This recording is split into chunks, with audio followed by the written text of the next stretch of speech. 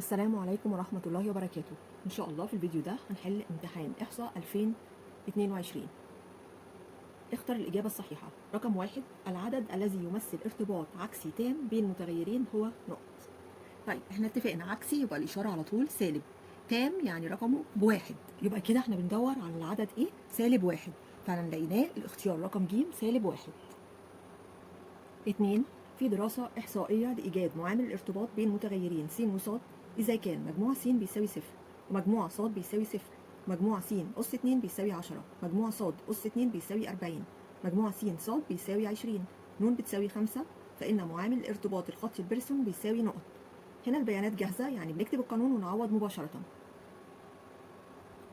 معامل الارتباط الخطي البيرسون القانون بتاعه ر بيساوي البسط ن في مجموع س ص ناقص نفتح قوس مجموع س في مجموع ص على المقام الجذر التربيعي لن مجموع س أس 2 ناقص مجموع س الكل أس 2 في الجذر التربيعي ن مجموع ص أس 2 ناقص مجموع ص الكل أس 2.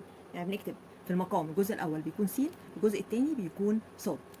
طيب هنعوض مباشرة، يبقى ر بتساوي النون ب5 مجموع في مجموع س ص ب20 ناقص بين قوسين مجموع س بصفر في مجموع ص بصفر، طبعا صفر في اي حاجه بتساوي صفر. طيب على المقام الجذر التربيعي ن يعني ب5 في مجموع س اس 2 ب10 ناقص مجموع س اللي هي بصفر الكل اس 2 في الجذر التربيعي. تحت الجذر هنكتب ن ب5 في مجموع ص اس 2 ب40 ناقص مجموع ص اللي هي صفر الكل اس 2 هتساوي 5 في 20 ب100 ناقص صفر في صفر يعني بصفر على الجذر التربيعي 5 في 10 ب50 ناقص صفر أس 2 يعني بصفر، يبقى 50 ناقص صفر بصفر في الجذر التربيعي 5 في 40 ب200 ناقص صفر أس 2 يعني ناقص صفر يعني هتدي جذر 200. يبقى البسط 100 ناقص صفر ب100 على جذر 50 في جذر 200. جذر 50 في جذر 200 هيدي الجذر التربيعي ل 10000، يعني هتساوي البسط ب100 على الجذر التربيعي ل 10000 ب100، يبقى 100 على 100 هيساوي 1. يبقى كده الاختيار أ بواحد، وكده ده ارتباط طردي تام. ليه طردي؟ علشان موجب، وتام علشان قيمته بتساوي 1. 3، عند حساب معامل ارتباط الرتب لسبيرمان ر لمتغيرين س وص كان مجموع ف أس 2 بيساوي 40 ون بتساوي 5 فإن ر بتساوي نقط. هنا البيانات جاهزة على طول، نكتب القانون ونعوض مباشرة. معامل ارتباط الرتب لسبيرمان ر بيساوي 1 وبعدين ناقص شرطة كسر البسط 6 في مجموع ف أس 2 على المقام ن نفتح قوس ن أس 2 ناقص 1. نعوض مباشرة، يبقى الر بتساوي 1 ناقص نعمل شرطة كسر البسط هنكتب فيه الستة هتنزل بعدين فيه مجموع ف أس 2 عطاها لنا جاهزة ب40 على ن المقام تحت 5 في نفتح قوس ن أس 2 يعني 5 أس 2 ب25 ناقص الواحد. نعوض مباشرة يعني هتساوي 1 ناقص 6 في 40 يعني 240 على 5 في 24 25 ناقص 1 ب 24 هتساوي 1 ناقص الكسر ده هنيجي نختصر البسط مع المقام. المقام تحت فيه 24 على 24 فيها الواحد 240 على 24 فيها العشرة. طيب في المقام نقسم على 5 فيها الواحد 10 على 5 فيها الاثنين، يبقى كده فضل في الكسر 2 على 1 2 على 1 يعني ب2، يبقى هتساوي 1 ناقص 2. عددين مختلفين بالإشارة هناخد إشارة الكبير اللي هي السالب ونطرح 2 ناقص 1 1، يبقى الناتج طلع الر بتساوي سالب 1، يبقى الاختيار هنا ب بسالب 1. 4، العلاقة بين محيط الدائرة وطول نصف قطرها هي ارتباط نقط. طيب احنا العلاقة بين الأطوال دايما بتكون موجبة، الأرقام دايما بتكون موجبة، يبقى كده الارتباط لازم يكون طردي. طيب احنا عارفين إن قانون محيط الدائرة بيساوي 2 باي نق. هو عايز بقى كده اهوت وطول نصف قطرها، يبقى محيط الدايره 2 باي نق وطول نص قطرها يعني نق. ده ارتباط ايه؟ طبعا بالموجب، يبقى طردي وتام لانها علاقه خط مستقيم، يبقى الاختيار د طردي تام. 5، اذا وقعت النقطتان 8 و10 والنقطه الثانيه 6 و12 على خط انحدار ص على س وكان الارتباط تام، فان جميع النقط التاليه تقع على نفس الخط ما عدا النقطه نقط، واعطي مجموعه من الاختيارات فيها النقط دي. احنا عشان نعرف ايه هي النقط اللي بتقع على نفس الخط فاحنا بنجيب الميل لكل نقطه، كل الميل لكل نقطه يعني فرق الصادات على فرق السينات. طيب هو هنا قال ايه؟ كان الارتباط تام. تام يعني بيساوي 1. يبقى الارتباط تام يعني بيساوي 1. طب احنا هنجيب النقطتين اللي هو عطيهم لنا 8 و10 و6 و12، هنجيب الميل بتاعهم. يبقى الميل بتاع اول نقطه، النقط اللي هو عطاها لي، النقطتين اللي هو عطاهم لي، هنقول فرق الصادات على فرق السينات، يعني صاد 2 ناقص صاد 1 على س 2 ناقص س 1. طبعا هنا اللي هي س 1 اللي هو المسقط الاولاني، وصاد 1 اللي هو احنا عارفين اي زوج مرتب عباره عن يمثل بنقطتين س وصاد، فهنا هنخليها س 1 وصاد 1. النقطه الثانيه هتبقى س 2 وصاد 2. يعني هنقول فرق الصادات على فرق السينات، يعني صاد 2 ناقص صاد 1 على س 2 ناقص س 1. صاد 2 ب 12 ناقص صاد 1 ب 10، يعني 12 ناقص 10 على س 2 ناقص س 1، يعني 6 ناقص 8 هتساوي 12 ناقص 10 2. 6 ناقص 8 سالب 2. عددين مختلفين في الإشارة، ناخد إشارة الكبير اللي هي السالب ونطرح 8 ناقص 6 ب 2، يعني 2 على سالب 2 هتدي سالب 1. يبقى كده المفروض ان كل النقط اللي هي بتقع على نفس الخط المفروض قيمتها بتساوي سالب 1. هنيجي بقى ناخد اول نقطه نجربها اللي هي 5 و15 ونثبت النقطه اللي عندي، مثلا ناخد اي نقطه منهم، يا دي يا دي. هناخد النقطه ولتكن 8 و10، والنقطه اللي هو عطاها لي في الاختيارات 5 و15، ونجرب نشوف الميل بتاعها هيساوي ايه. يبقى هنقول الميل بتاع النقطه الثانيه هيساوي ايه؟ فرق الصادات على فرق السينات. يعني ناخد اول نقطه في الاختيار الاولاني اللي هي 5 و15، هنجيب فرق الصادات مع النقطه الثانيه وفرق السينات اللي هي 8 و10، يبقى النقطتين هناخد 8 و10 و5 و15. فرق الصادات على فرق السينات هيبقى 15 اللي هي صاد 2 على صاد 1 اللي هي 10 ناقص 10 على فرق السينات اللي هي 5 ناقص 8. هنطرح 15 ناقص 10 ب5، 5 ناقص 8 يعني سالب 3، يعني هتساوي سالب 5 على التلاتة. طيب دي بتساوي سالب 1؟ لا مش بتساوي سالب 1، يبقى النقطة دي لا تقع على نفس الخط. يبقى كده أنا عندي النقطة اللي هي 5 و15 دي لا تقع على نفس الخط. طيب بالتجربة، يعني هي جت بالصدفة إن هو الاختيار الأولاني على طول، فهي كده اتحلت على طول، ممكن تكون في أي اختيار من اللي بعد كده. فهنجرب معاكم الميل بتاع النقطة التانية اللي هي و6، 12 و6. طيب هنشوف الميل بتاعها، الميل بتاعها بيساوي إيه؟ فرق الصادات على فرق السينات، يعني 6 ناقص 10 على فرق السينات 12 ناقص 8، يعني هتساوي 6 ناقص 10 يعني بسالب 4 على 12 ناقص 8 4. يبقى كده سالب 4 على موجب 4 هيدي سالب 1. سالب 1 ده فعلا نفس الميل، اللي يبقى كده النقطة دي بتقع على نفس الخط. يبقى النقطة اللي هي ب 12 و6 دي بتقع على نفس الخط. طيب نجيب النقطة الثالثة اللي هي 10 و8، نشوفها يا ترى بتقع على نفس الخط ولا لا تقع على نفس الخط. 10 و8، والنقطة عندي 8 و10 اللي هي النقطة الأساسية. هنجيب الميل برضو بتاعها فرق الصادات على فرق السينات، يبقى 8 ناقص 10 على 10 ناقص 8 هتساوي 8 ناقص 10 يعني سالب 2، 10 ناقص 8 2، يبقى موجب سالب على موجب بسالب، 2 على 2 فيها الواحد، برضو طلع الميل بسالب 1. يبقى النقطة دي برضو بتقع على نفس الخط لأنها ليها نفس الميل. نجيب النقطة الرابعة اللي هي 5 و13 مع النقطة 8 و10، هنجيب الميل برضو بتاعها فرق الصادات على فرق السينات، يبقى 13 6. إذا كان معادلة خط انحدار ص على س هي ص بتساوي 2 س ناقص 1، فإن قيمة ص المتوقعة عند س بتساوي 10 هي إيه؟ كده هو عايز ص المتوقعة، احنا مجرد هنكتب معادلة خط الانحدار اللي هو عطاها لي إن الصاد بتساوي 2 س ناقص 1. هو عايز بقى قيمة ص المتوقعة لما س بتساوي 10، يبقى هنشيل السين ونعوض عن قيمتها ب 10. هنقول 2 في السين يعني ب 10 ناقص 1. المفروض طبعا بنضرب الأول 2 في 10 ب 20 ناقص 1، يبقى 20 ناقص 1 فيها 19. يبقى كده الناتج طلع 19 هو الاختيار رقم ج. 7. في دراسة العلاقة بين متغيرين س وص إذا علم أن ن بتساوي 4 مجموع س بيساوي 10 مجموع ص بيساوي 32، وكان معادلة خط الانحدار ص بتساوي أ زائد 2 س، فإن قيمة أ بتساوي نقط. فالقانون عندي إن ص بتساوي أ زائد ب س، بحيث إن ب ده هو معامل الانحدار وإحنا محتاجينه علشان نجيب قانون أ.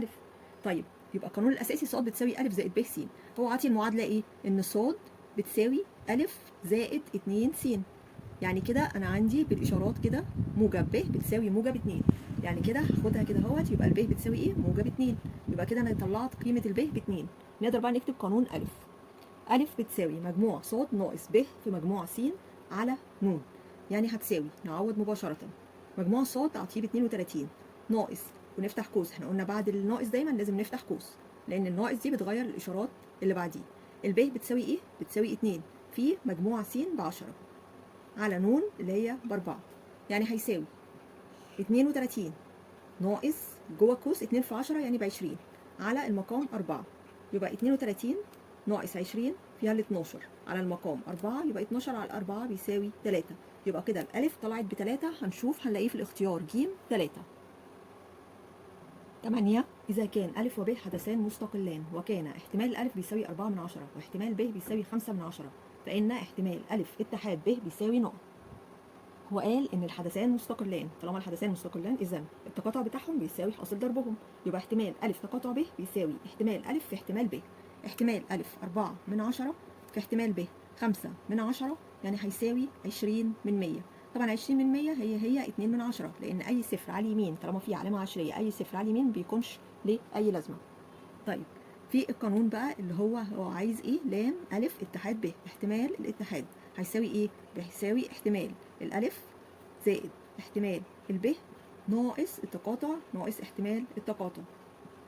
يبقى كده احتمال أ اتحاد ب بيساوي احتمال أ زائد احتمال ب ناقص احتمال أ تقاطع ب.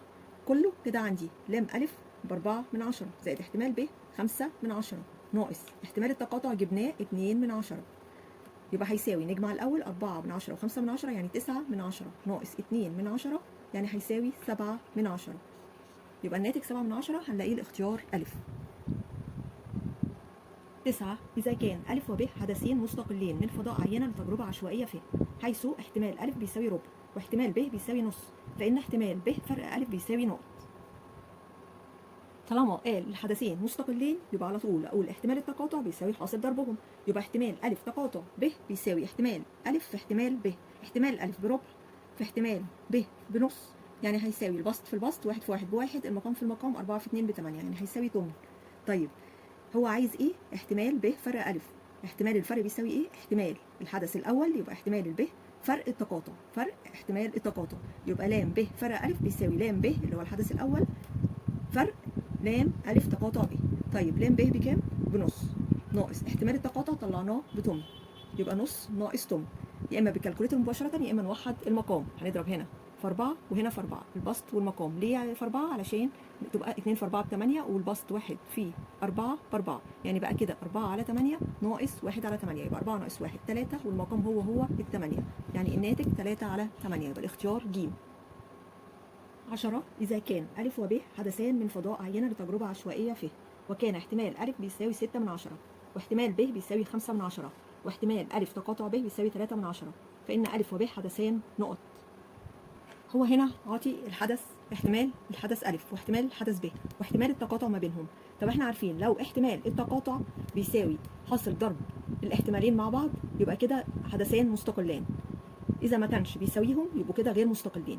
فاحنا هنشوف لام أ في لام ب حاصل ضربهم بيساوي نفس حاصل ضرب اللي هو نفس الناتج بتاع احتمال التقاطع يبقى في الحالة دي هما حدثين مستقلين.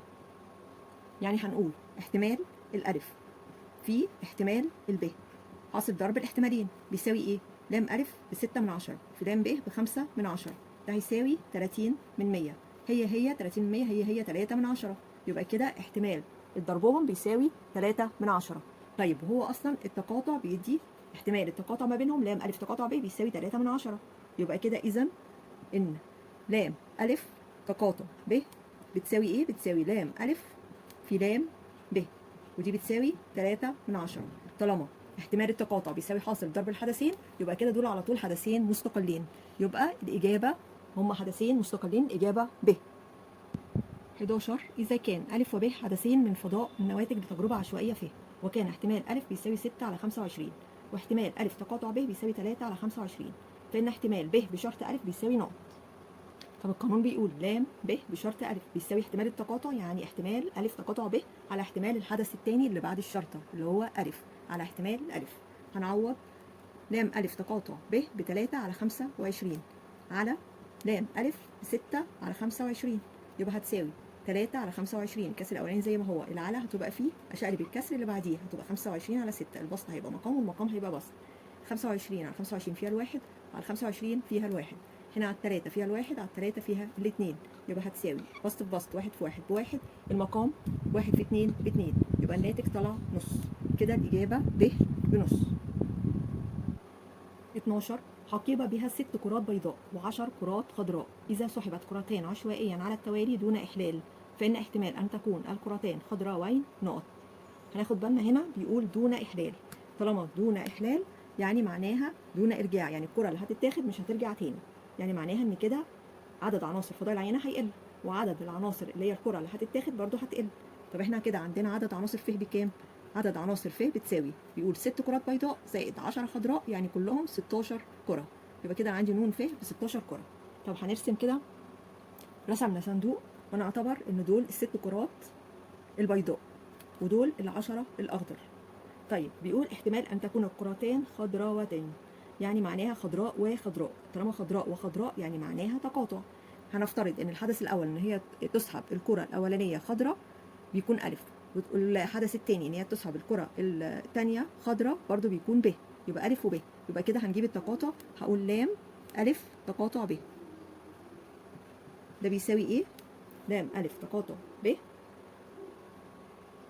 بيساوي احتمال الحدث الاول اللي هو لام الف في احتمال الحدث الثاني اللي هو لام ب. طب احنا لسه ما عندناش لام الف اللي هو احتمال الحدث الاول، نجيبه ازاي؟ كده نجيب احتمال الحدث الاول لام الف هيساوي عدد عناصر الحدث نفسه اللي هي ان تكون الكرتان خضراوتين، يعني تكون الكره الاولى اللي احنا هناخدها الحدث الاولاني ان انا هسحب كره خضراء. كام كره خضراء عندي؟ 10، يبقى عندي 10 كرات خضراء، يبقى ن الف عدد عناصر الحدث الف اللي هي تكون الكره خضراء، عندي 10 احتمالات ان هم يكونوا 10، يبقى 10 على عدد عناصر ف كلها اللي هي عدد عناصر فضاء العينه اللي هم 16، يعني كده بتساوي 10 على 16، ده الحدث الاولاني لان عدد الكور كلها كامله. طيب الحدث الثاني ان تكون الكره الثانيه برضو خضراء، هتساوي ايه؟ هنا ان الكره الثانيه احنا قلنا هنا بدون احلال، بدون احلال يعني الكره اللي انا خدتها ما رجعتهاش تاني، انا خدت كده كوره من ال10، لما اخد كوره من ال10 يعني معناها ان هي هتنقص، كده انا ما رجعتهاش تاني من الحدث الاول. كده بقوا كام كره خضراء؟ بقوا 9 كور، يبقى كده عدد عناصر الكره الخضراء 9 نقصوا. طب عدد عناصر فضاء العينه فضل زي ما هو؟ لا، ما هي نقصت كوره، يعني كده نقص واحد، يبقى كده عدد عناصر فضاء العينه بقت 15.